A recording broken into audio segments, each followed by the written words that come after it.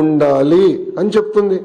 మళ్ళీ ఆయనే గతంలో చెప్పాడు కదా, గౌరవ ముఖ్యమంత్రి గారిని చూస్తూ ఆ గతంలో ఆయనే చెప్పాడు కదా, ఒక 4-5 ఎమ్మెల్యేలు లాగేస్తే ప్రతిపక్ష హోదా కూడా మీకు ఉండదు అని చెప్పాడు కదా.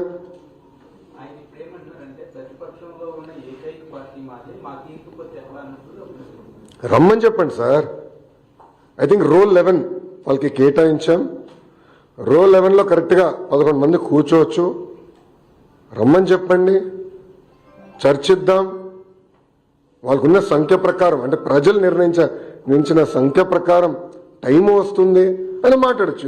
ఎవరు మాట్లాడొద్దన్నారు? ప్రతి సభ్యుడికి స్పీకర్ గారు మైక్ ఇస్తున్నారు, డిప్యూటీ స్పీకర్ గారు మైక్ ఇస్తున్నారు.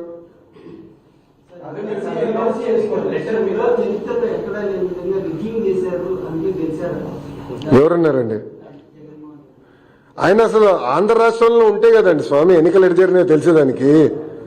ఆయన వెళ్ళి బెంగళూరులో పడుకొని ఇక్కడ ఎన్నికల గురించి మాట్లాడితే ఆశ్చర్యంగా లేదా? అన్న ఆయన పొలిటీషియనా? నేను అడుగుతున్నా. ఇప్పుడు నేను కూడా